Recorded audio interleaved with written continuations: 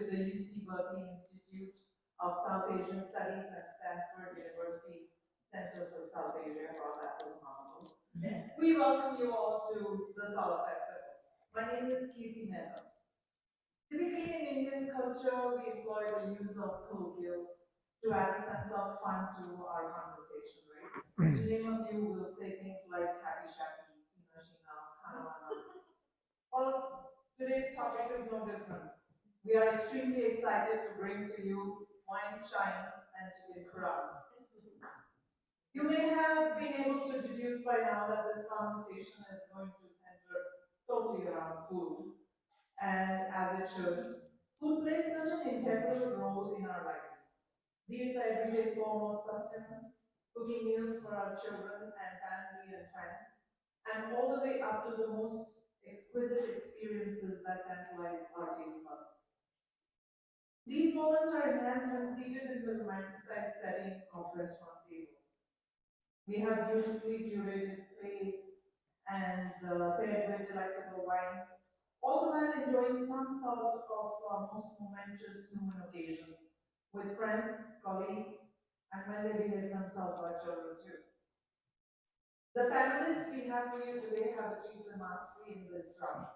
We are very lucky to have with us restaurateur Aisha Hubbard, chef Srijit, who should be joining us any moment, vintner Neeta Mittal, and chef Ranjan Dey.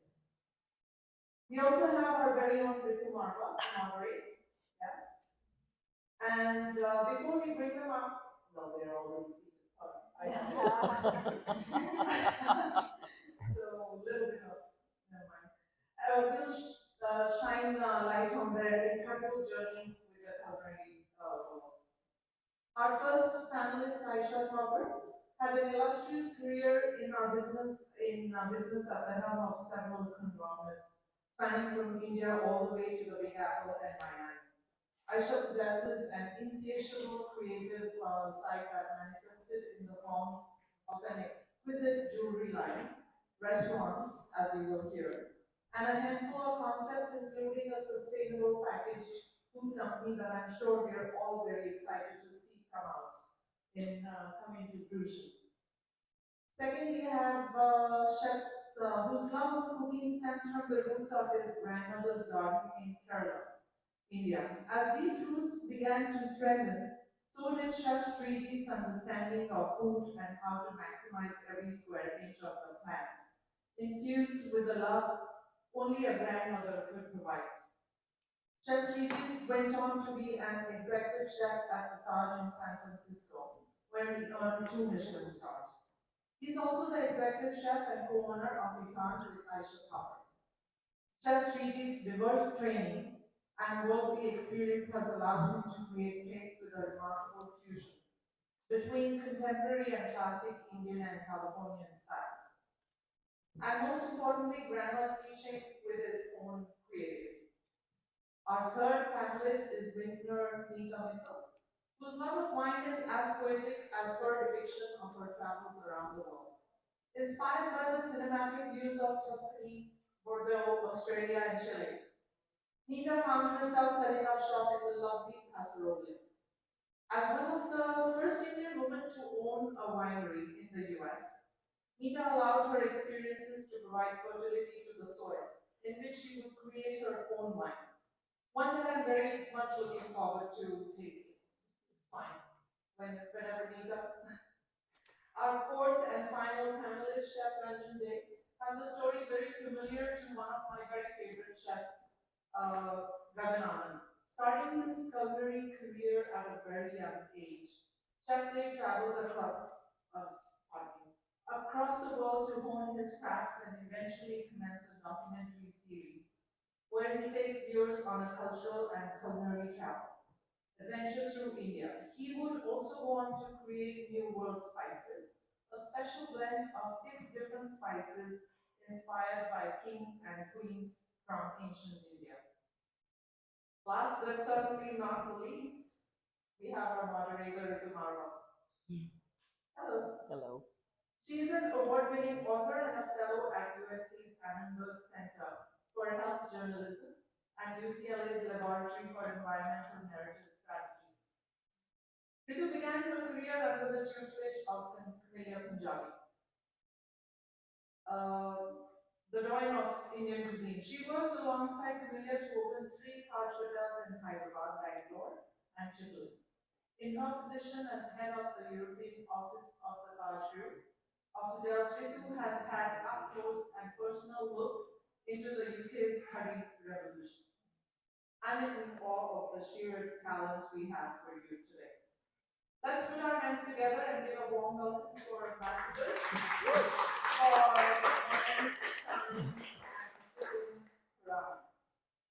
and here to take on our foodie excursion is Vikumarva.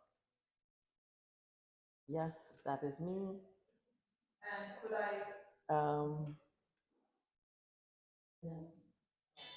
I don't think we need the mic. Yes, we need to turn off your phones, please, so that we get started in silence. So we are going to know more about Srijit before he comes. So that is going to be pretty good. We can talk of him while he's not here. Yeah. So I would like to welcome Ranjan, Aisha, Thank you. Anita, and to wine, shine, and chicken karana. But I don't want the vegetarians to feel that we won't have a very special, stimulating, and salivating experience. So at the outset, I also want to tell our panelists that many amongst us are very jealous of you because we've all desired to have a food business of our own. I think there's no one who doesn't have this dream of having their own restaurant.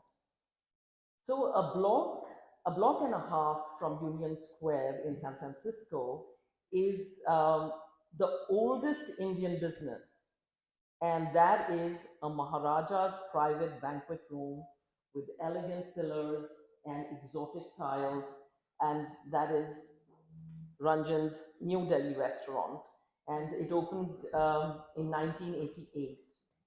So when you enter the doors of New Delhi restaurant, you are transported to a different world.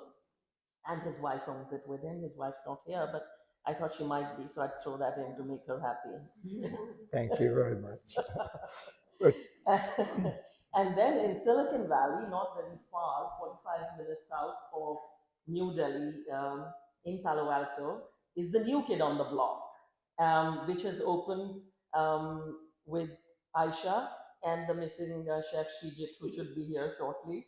And Aisha and chef Srijit opened in the middle of the pandemic. So it's a new age restaurant. If you haven't been there, which I don't believe there's no one in this room who hasn't been there, it's just spectacular. It's kind of your Instagrammer's dream. The design is fabulous. And after I read Aisha's bio, I realized because she's such a great designer. You have design in success in jewelry and buildings, and you worked. So I'm not surprised that Itan is so beautiful. And so between the two chefs, we have the Epicurean history of the Bay Area Indian restaurant in 1988 to. What's the name of the restaurant? Itan. Itan. So, you know, Itan is also ETTAN, and I should ask Aisha what it means. So, between them, we'll have a lot of questions about how Indian restaurants have started, when Ranjan started to when Aisha started, and how things have changed between them. And then we have Neeta, a woman who started a wine business in the valley. So that should be really interesting. So I'm going to start with Ranjan as to when you opened the doors, who was your client? Who came to your restaurant? When I opened the door in San Francisco, it was while I was owning 4 other New Delhi restaurants in Hong Kong. So when I opened the door, I had made several kind of like investigation in New York, in Chicago, in LA, and Las Vegas. I love the city of San Francisco because it's nice and small. It's 7 by 7. And the people there are amazing because they are open to possibilities, every kind of possibilities. They are also a part of the history where India has been there from the hippie movement, from Ravi Shankar, from the Silicon Valley coming up. So people were used to understanding Indian culture, Indian cuisine, and open to trying new experiences. And then Union Square, 1.5 blocks from Union Square, cannot be a better location because our main clients were from 25,000 hotel rooms, then all the offices, then all the people coming for shopping, and all the people coming from opera and all the other theaters. However, when COVID hit, that was the worst possible location. There was nobody there in the hotels. It was all boarded up. Yes. All the offices were empty. All the shoppings were only through Amazon and such. No entertainment. So that was the hardest moment for me. Yeah, that's actually, COVID was, you actually opened during COVID. Yeah. What was your experience?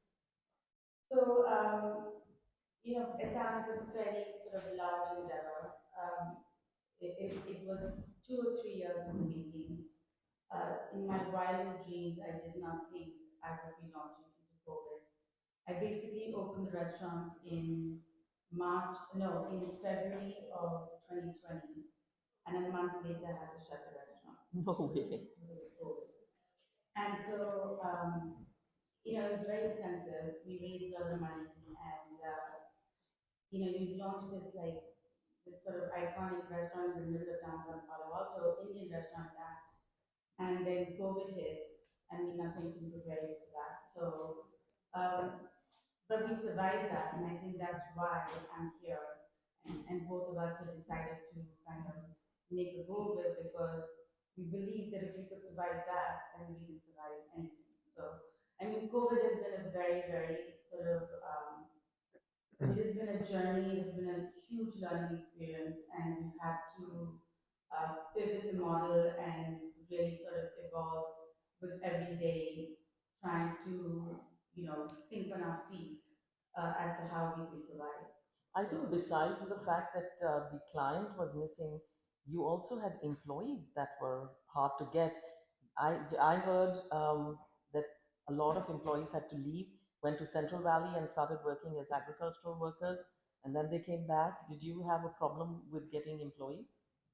So I think that, and I'm going to let Chef speak to that as well. When we had to close because of COVID, we had to make a decision as to what to do with all the people that we had hired. And so delivery was our way, even though we had no plan to start in delivery. We had to very quickly pivot to delivery and learn what delivery meant for a restaurant of that size that was so predominantly about the dining experience. And so we wanted very, very much to at least retain our back of house. And so we used delivery as a way to retain the back of house, but then we had to let go of the entire front of house because obviously there was no dining. True. Ranjan, you were going to say that you too retained a core crew, like Aisha. Well, COVID is one of the hardest things which has happened in my life. Growing up, I have been a businessman since I've been 26 years old. I opened my first restaurant when I was 26 in Hong Kong, and I'm 65 now.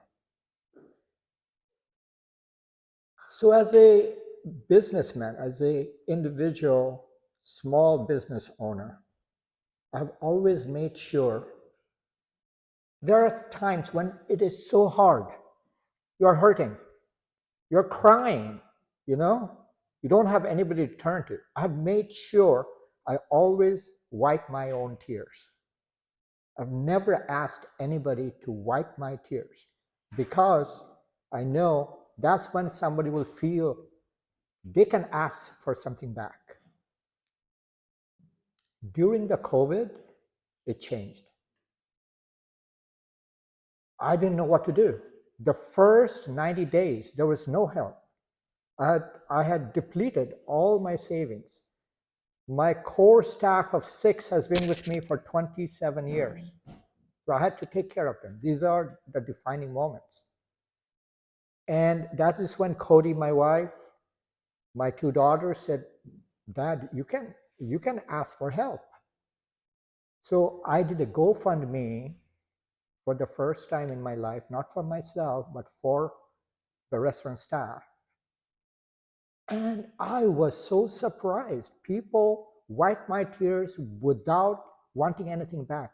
We raised $35,000. That is what kept us going before PPP kicked in, all the other grants and loans kicked in. And I'm so grateful to my community. That's what made me survive. I mean, we even created a second brand called Curbside Curry, and we dropped the price, we created a new menu, nothing happened because the location is as such, there's nobody there. So it didn't work. But with the community's help, we are more stronger than pre-COVID now. Oh, that's wonderful. That's really great. And the fact is that you're a legacy business and you've had like really your history goes back to what, Bill Clinton coming to your restaurant? Oh yeah, we have had many, many, many, many. And one of the secrets in my restaurant, after a celebrity leaves, I write the name under the chair. No way. Nobody else knows it now. Of course, everybody knows it now. I'm gonna live, Yes, we don't want people to come to the restaurant and turn over the chair. No, it is very funny that another day I would say about 6 weeks back, I get a call, Ranjan, I'm coming. I'm like, okay, who is this? Okay, like, I'll be there for lunch. Like, now we're not open for lunch, only for dinner. And he could understand that I didn't know who this was. In my mind, oh my God, did I set up a tasting for a wedding and I forgot, or what is going on? And it's like, this is Tony. Like, okay, Tony. And then I recognize his voice. It's Anthony Hopkins. You're like, oh shit. I never call him Tony. And he loves our lemon mustard fish tikka. I have a blend, lemon mustard blend, which I created from the inspiration of Maharani of Kuch Bihar, who was way before her time to fight women's lib. In 1887, she fought so that women could go to school too. Before that, in Pathshala, only boys could go. You know that the Maharani of Kuch Bihar is the mother of Maharani Gayatri Devi. Yes, So, yes. But that brings me to and Princess of Baroda. This brings me to an important point because Ranjan has mentioned the mustard fish, and that's also a very Bengali thing. We just associate mustard with Bengal. So, how do you design a menu? And I'm going to ask Chef that because I guess you have to keep the staples of the butter chicken crowd, but how do you introduce the new elements? How do you design what's on your menu? Thank you. I see a lot of familiar faces here. Hi, Nick. So, hello, Ranjan. Thank you. Thank you for having me. What is chicken? How many do that? One of our biggest investors. It's also Aisha's husband, Nikesh. I mean, his first thing when we were doing testing and planning all those things 3 years ago, I said, "You have butter chicken on the menu." And I specifically said I am not a butter chicken restaurant. So, and then Nikki proceeded to create a part of the menu where this butter chicken is. Now it's our butter chicken. He actually offered me, let's work together on that. So, Yeah, I don't know. But it's the most popular dish on your menu, right? Sorry? The butter chicken is the most sold item on your menu. I think it's you put it on the menu, it becomes popular. I mean, Yeah. it's not like you don't need to market that stuff. Like, so coming back to the question, how do you what was the question again? I said, how do you decide what to put on your menu? It starts from the branding point, how you brand the place. Yeah. If you brand it in a way that you sell butter chicken and dollar, you only sell that. You brand it somewhere in the middle, you sell both, and that's exactly what we did. We're kind of a progressive Caribbean kind of story. So there, and also it's not a small 60-seater restaurant. It's actually a 200-seater restaurant. So obviously you have to please the mass, then you have to please the foodies. So you got to have all those mix. So when we designed the menu, we made a point to have 20% of your classics, Indian classic stuff. It's always there. We call it like comfort side of the menu, the back behind the Absolutely, menu, absolutely. and then we had innovative ideas in front of the menu. So basically, a good mix. So you know what? There is a Anita. I'm so sorry we are going on talking about food, but we will. I am here to enjoy this company. I'm happy where I am. No, because the thing is that with wine and spices, would you like to tell us a little bit about that? Sure, but can I start off by saying my You might need the mic. Yeah, I always believe my voice carries through. This is better. I think we need it more for the recording.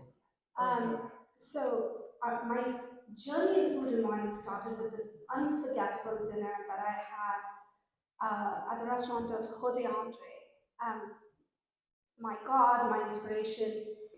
And I'm not saying this because he's sitting next to me, but Srijit's food is nothing less. Every time I've had your food, he will stand. I'm a fangirl of his food. What I love about what Srijit does is, at the time, because that's so different from what you did at Taj, is it does not take you out of the story of having Indian food.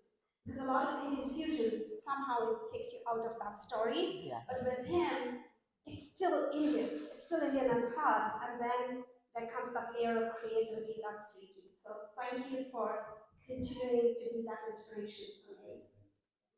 It is actually very true. Yeah, No, yeah. no, I can vouch that is very true because when he came to Taj, the ex-chef Curry wasn't an easy guy to deal with. My gosh.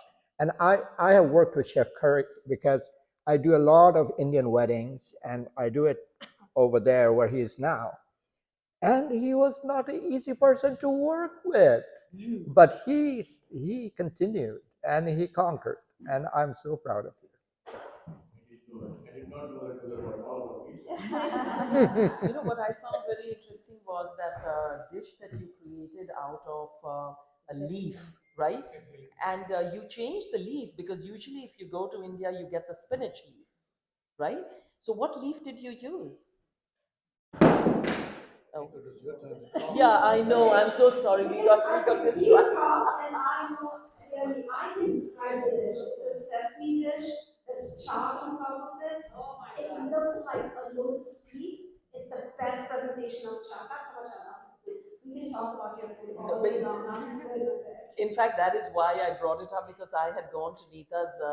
By the way, if you ever want a class one experience of wine tasting, Nita is your person for that. And when I had gone to her place, she told me about that dish. And she said, I said, Nita, can you come? I want to do a wine tasting for my friends. And she said, I love Isan. And I said, what does that have to do with wine tasting for my friends? And she said, I'll just come for that. And so I remember that. But you were telling us about the wine and the spice pairing. So LXV is a very, it's a personal project. My husband and I, we started this about 12 years ago. And the idea was, we are very Bordeaux fanatics. So the idea was to create Bordeaux wines in the Paso Robles terroir. But having done that, the sort of thought in our minds and in our hearts was, where are we in this? What's our connection to this? What are we bringing to the table that's Nita and that's Canal? And that's really how the idea of pairing our wines with spices came from. And when I say spices, we are Indian, so people naturally assume it's Indian spices, but we actually indulge in flavors from all over the world. So right now we have a right bank Bordeaux blend that pairs with a Irish seaweed called dulce flakes and pink peppercorn. And then we have our only Indian spice blend on the menu, which is chai spice that pairs with a left bank butter. Uh, so that's where the inspiration came from, but it was a little bit more than that. It allows people to pause and have a context for the tasting. When you're talking about wine tasting, there are somewhere between 600 to 2,000 flavors in a glass of wine. So you might as well call wine infinite. So how do we expect you, when you're tasting wine, to take in a couple of sips and understand not only the taste and the expression, but the intent of what you're trying to do? So it's always great to change the context a little bit. The context can be time, company, music. Food is very, very strong as a context. So when people pair our wines with spices, which was actually named top 10 wine experiences in America by USA Today, so it was a great honor for us. And it makes them, it shifts their perspective, not only to indulge in that wine in a little bit more depth, but also to think about wine not singularly as Bordeaux or Burgundy, but more on a global scale. Because now you have a right bank Bordeaux wine that pairs with a seaweed that comes from northern shores of Ireland. And so they start making these connections and understanding that we're now in a global experience, no matter what the experience is. I remember coming many years ago, maybe five, and you had like a little masala box with a little black pepper, and you were making me smell that and then taste the wine. And are you still doing that? Um, the idea is to make you forget when you walk into LXV, and I feel that in the town too. It's almost like Alice in Wonderland. Is I want people to have that feeling. Is when you come in there, they drop the context of their wine tasting, and they literally surrender their senses because they don't know what to make of what we do, and that's very important, especially in wine, where there are 350 to 400 wineries just in Paso Robles. And so it's very important when they walk into our doors that they give us a very unbiased chance. So the spices, the flavors from all over the world, smelling them, tasting them, it's a great way for them to drop their guard, and then they're open to whatever we want their experience to be like. So, when I was looking at restaurants, I think one of our friends was opening one in Monterey. Your beverages are like 30% of your bill, right? I would say. And with takeout during COVID, and now I think 40% of food orders in restaurants are takeout. Would you agree, Ranjan? Not for me. People come to my restaurant for experience. We don't do too much takeout. We focus on that. But talking about what Nita was saying, it all depends upon the composition of your clients. Mhm.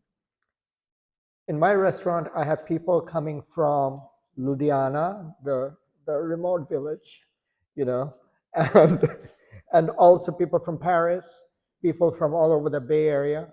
It's what we're expecting. What are you expecting? People have different palate profiles. Somebody is just expecting butter chicken and dal and nothing else. And they want to taste that just like their mother made or just like it is available in their corner store. And I can't do it. This is my kitchen. You're coming to my restaurant to taste my food. And it is very difficult to make them understand that. And that's where there is like, no appreciation from, I would say, about 12% of the guests. But I'm so happy that the other majority loves what we do. So that is where we struggle sometimes. And everything today is not word of mouth, is based on reviews. Yes. So everybody goes, everybody is a Food critic. food critic. Everyone's a food So critic. then you have to just fight this all the time, which is another extra job. So I am not just the Patrick Swayze of Roadhouse, but I am also somebody who has to constantly ask my patrons to give me a review, because that if I don't, it's only those 12% is going to write nasty things Yeah. about us, and it's going to take us down. Good point, and I just wanted to touch on that. Yes. Speaking of what do you like in a restaurant, you just have people. I mean, it's almost like if you have 500 people eating up in a night, 400 people eating, whatever it is. Yeah. You just have 500 different ways of what do you call it, critiquing what you eat. So I was just talking to a table of 6 people 2 days ago, and they had like different things to say. I mean, most of them are good. And so I asked a question to him: how many of you at your home? Where do you grow up? India. Okay. How many of you at your home? Like 6 siblings. Okay. So plus 2, 8, mom and dad.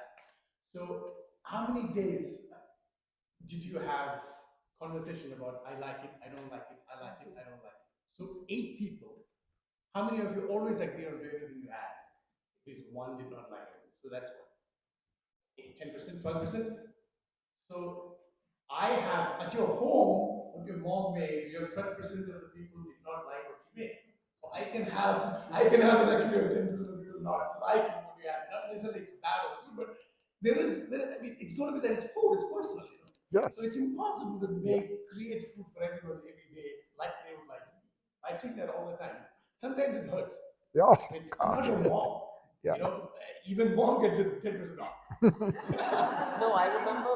Go ahead. And Yes, ma'am. to that point, I think that people tend to, because restaurants tend to be such emotional experiences, and people come there to kind of celebrate, and they're at their critical best, you know. So, and the people that are the ones that get upset are the ones that are more likely to leave a review than the ones that are happy, because then you're happy, you forget, you're not in the mood of writing a review. So it just skews towards someone that is not had a good experience. How, Question there. well, the thing, I think Kirti is going to moderate. We have how much more time?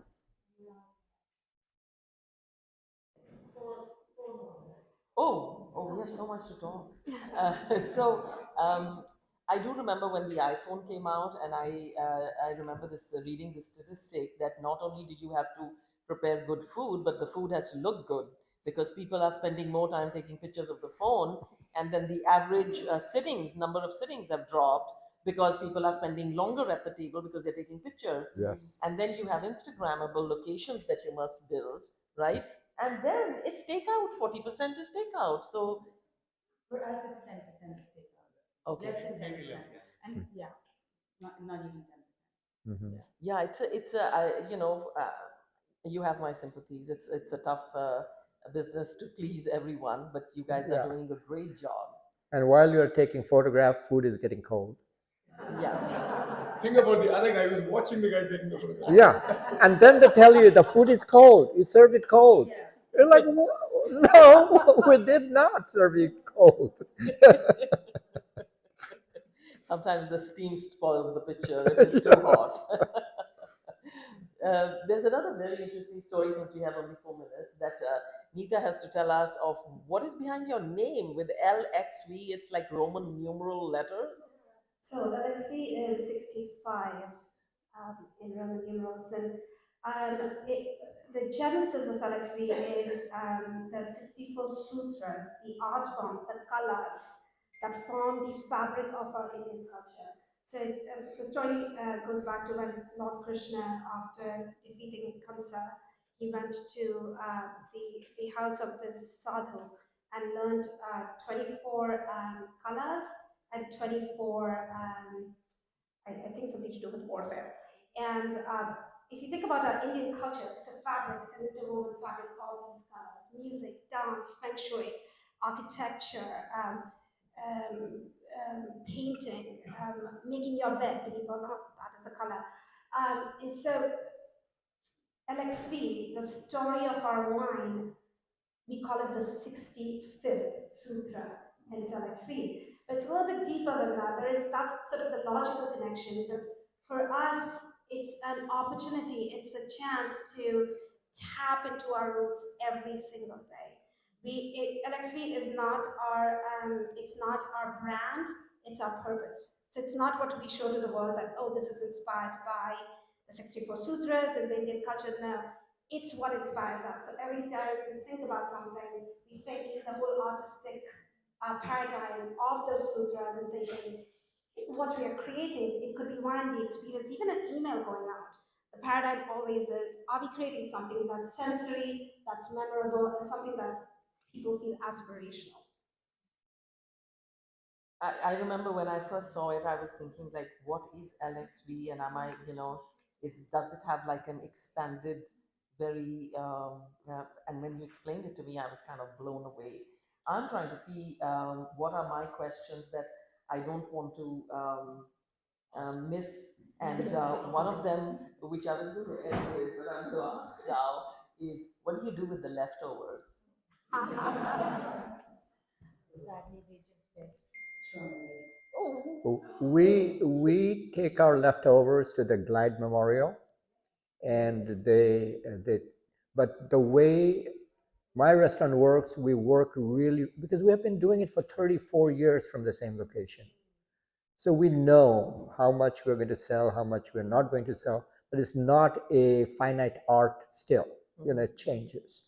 So we have volunteers coming from Glide Memorial because our bar is also designed in a way, it's kind of the home bar for everybody who works in downtown restaurants and all the offices and, Glide Memorial and so on. So they come to our restaurant all the time anyway to drink, and our bar remains open up to 2 in the morning. So we have very good relationship with them. So they will come pick it up. I see.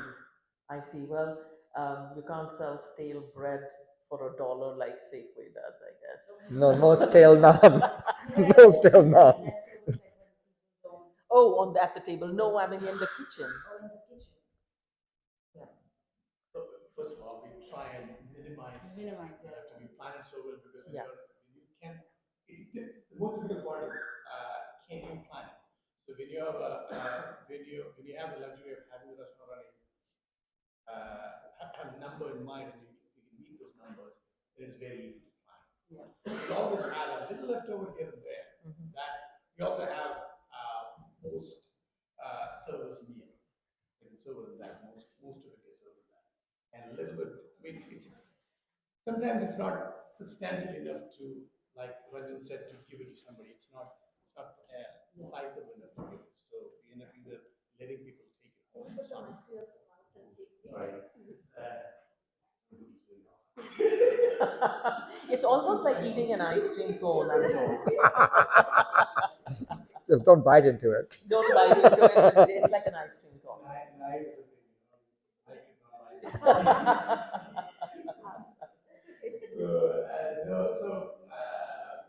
It's not. So yeah, it's not sizable enough to actually hand it over to somebody. So we let people take home. Okay. And we also have a post service meeting. So if you ask me how much it's horrible to throw away food. I mean, it's not it's sad. So when we have multiple locations, if we have enough stuff to do it, we will have a plan for that. Right now, we don't. I see. So these are all If I can add, yes. I'm married to a Punjabi, Yes. so no leftover wine in my house. No. But you can store wine if you open a bottle, right? You can just pump. Do you have to pump out the air? There is a new technology called carbon. Huh. Yeah, it's very expensive, but it does preserve the wines beautifully. And so, does anyone want to know about this technology? Very quick, 1 minute. They should pay me for this. It's expensive, but this is what it does. You don't open the cork. It's actually a needle that goes into, so it's an aspiration system. Oxygen displaced by argon cartridges. Don't do it on a Safeway wine, but if you have gone to a winery that's like precious, it means something to you, and you want to taste it over a period of time, it's a beautiful, beautiful piece of equipment to have. After the patient just drops like a small. Yeah, yeah. So it's just basically like It's a needle. It was actually created by a neurosurgeon, rightfully enough. Yes. So it's just like a needle that goes into the It core. goes in and it's an aspirator. It displaces. It's like a shot. Yeah. It displaces the oxygen. Okay. Fills it with argon, and it's a very certain finite amount of wine that pours out, which again being Marato Punjabi, the amount of cartridges we go through because it's like shot. Like why are we even using a cartridge? Let's just pull out the cork.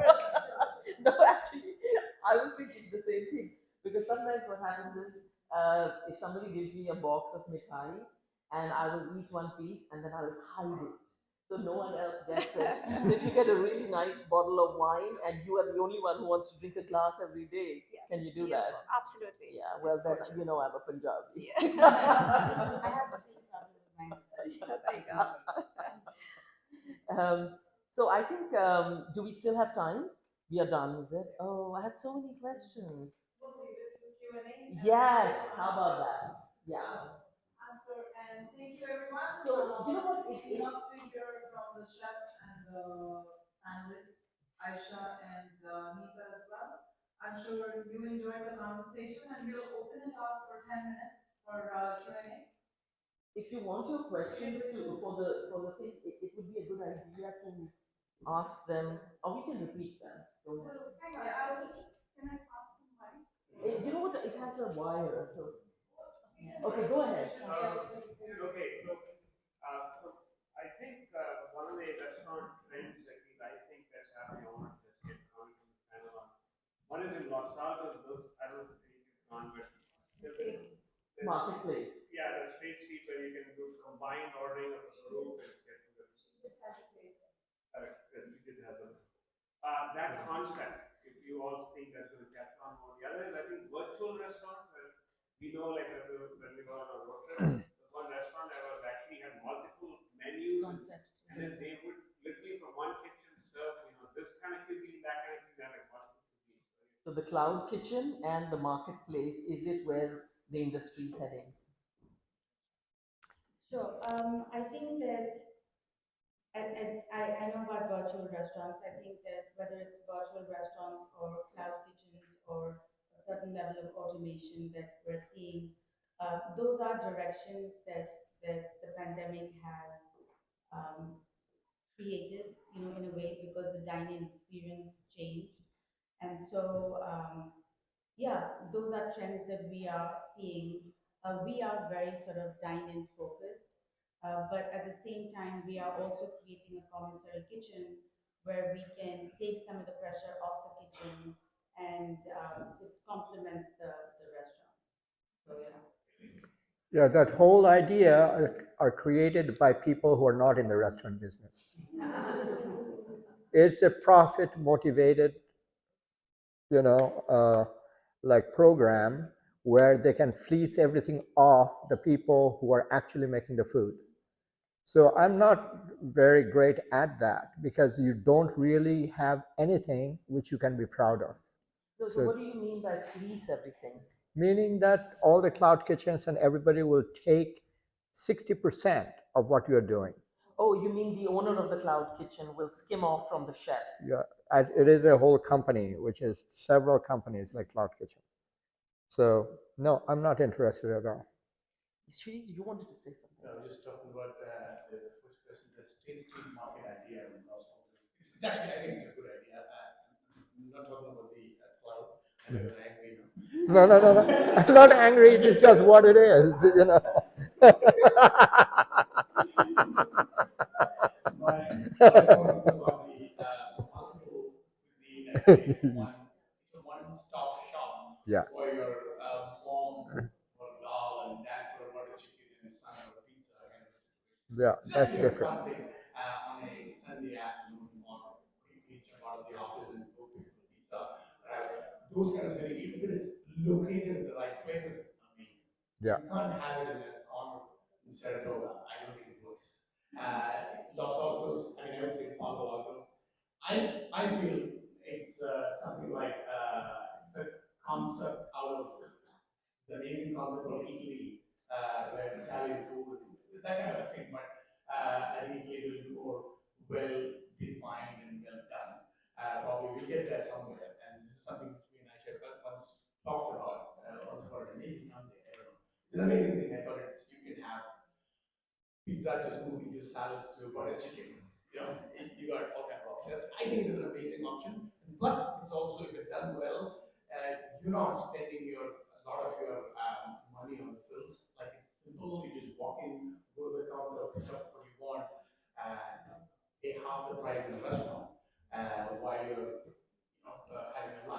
maybe it's not a appropriate sit down formal dinner place, but enjoy it. I remember going to Time Out Market in New York, and Oh, yeah. interestingly, the one in Santana Row, the Singapore, is it Straits Cafe? Yeah. When they first opened in Santana Row, I don't know if you remember, in the middle they had one little, like a food stand where you could get the same dishes for much, obviously without the experience. But I don't want to take up your time for questions. I think we have one waiting there. Yes, Mike? Yes. This question is for Srijit, and Srijit, I ask this question with the utmost respect because you know that I am Professor Kaila's wife, and you almost we asked you to cater our wedding. But we've been going to your restaurant since Taj Mountain, and I see I'm a Punjabi, my husband's a Kerala, so he's very happy with what has happened at Etan. But I see that your food at Etan is very, very different. I mean, for reasons, of course, I understand, from what you were serving at Taj Mountain. Now, I like my food very mild, and of course, Tom is very happy because he's from Kerala too. But my question is really, I mean, are you now catering this the food has, I think, over time started not so spicy, but over time it's gotten spicier and spicier and more zesty and spicier. And so I said, Tom is very happy, but my question to you is, are you catering to the least common denominator, or is this the true Srijit coming out? Not really. I mean, I've not intentionally done that. There are certain things. I mean, I always feel that people say there are certain dishes. It's not ideal to tone it down, and that's constant complaint about. If you see our reviews, I mean, there's always some. You always see negative reviews on from that, but you always see most of the reviews will be it's toned down, it's watered. I mean, that kind of a review. So it's not something which is very pleasing to hear. And plus, I also noticed one thing last 15, 16 years of being there. I right now I don't feel like we should cook for Americans because Americans are understanding Indian food. They've understood it. They like it the way Indian food is. So any more watering will actually be it's a bad idea. I mean, I think we should try and get close to the authentic, as close as you can get. So that's one of the things. I don't think it deliberately adds some chili, but we are trying to move towards, and that's the way it is going to be. I feel, but there's always room for milder food in the menu because at least 30% of the menu will be on the milder side. If you look at any. Can I say something as a fangirl and a customer of Shishi's? Is his food at Campton Place, because I guess it was so Michelin oriented, was it's very singular because that's what Michelin restaurants are supposed to do, is have like a very Puritan expression of it, and it's very focused, and I think Etan is very expressive.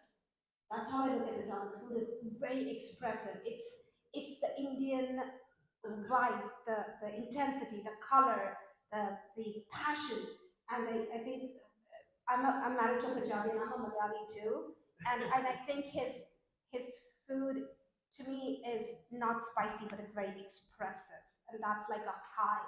It's a high to have this food. So just one second. So I call it Cal. So it depends on where you stress the word. If you stress it in Cal, it'll soften. So it'll milder, and if you stress it on the Indian, it becomes a little more sharper. That's what it is. So the camping place is Cal Indian. The guitar is Cal Indian. I like that.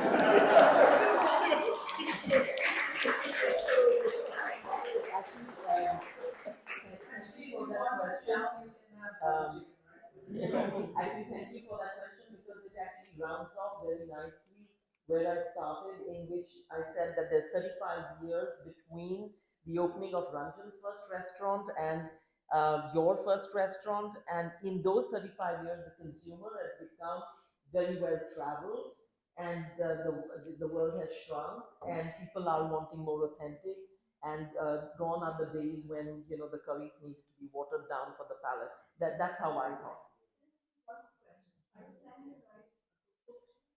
I have all the materials. I actually put it. I have all the materials for a book, but I didn't get a chance to sit down. Thank you. So the 3:30 panel is with the cookbook authors, and you could aspire to that, chef. One of my good friends, actually, Nick, is like, I saw him. Yes, that's the next panel, I think. Yeah. Should, yes. But no, but so what are your views on? I've been reading about Michelin star restaurants. It's like the presentation is almost as important as the food itself. You can't get a Michelin star if the food is terrific. I think it's the presentation is something that the Michelin judges really look at. What is your philosophy, or what do you really do?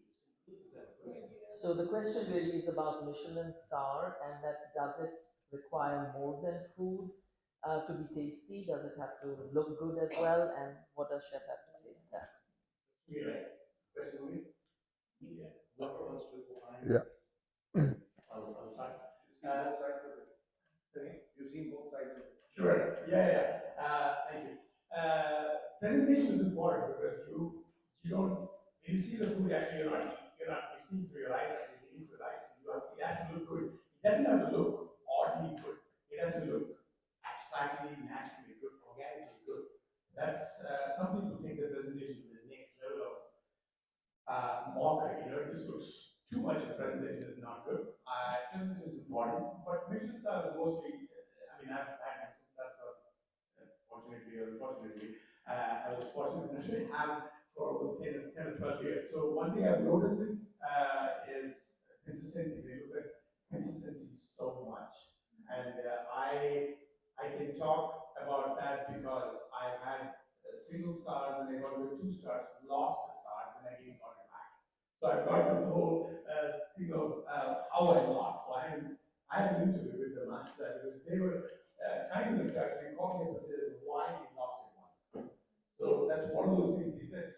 There's something at some point one of the menus lacked consistency, and I think it took out a lot of work consistency of food, and they focus so much on food. Presentation, yes, adds up to like 5 or 6 points out of 100. Ranjan, you had something to say? Make it look like calligraphy. Not necessarily. I mean, there are so many people who actually just get mango calligraphy and not have it forever. I know people who's been doing calligraphy and not been getting it. I think Ranjan wanted to say something. My point of view on Michelin star is very different. I don't want a Michelin star. When I build a restaurant, I don't build it, oh, I will get a Michelin star and that will allow my business to flourish. No, I do it for my market. I do it for the clients who are going to come to my restaurant. As soon as I get a Michelin star, I put so much extra pressure on my staff, they stop enjoying what they're doing. So I don't want to be a part of that.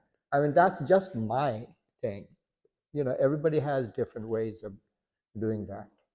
I agree. I don't think any of us, in fact, build a restaurant thinking that we get. So many people have asked me, asking that, so you're going to be getting Michelin stuff like that? No, we didn't build it for any stars. I mean, it happens sometimes. I don't know what the story is because I've never seen one Michelin inspector in my life. I don't know who that guy is. It could be one of you guys. So we have no idea. They come in, they eat. I mean, I have no idea. I mean, this happened. So, It's like Michelin is the mother-in-law. no. Shit, I mean, so Ranjan is so right because it is a lot of pressure.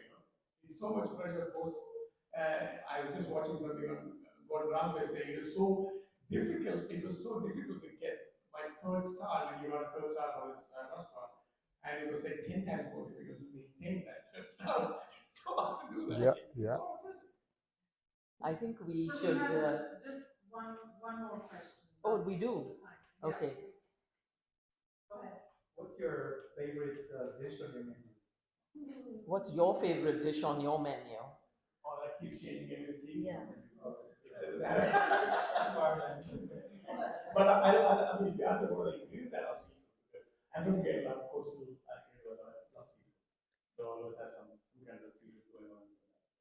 I'm in touch with my feminine side, so I change my mind all the time.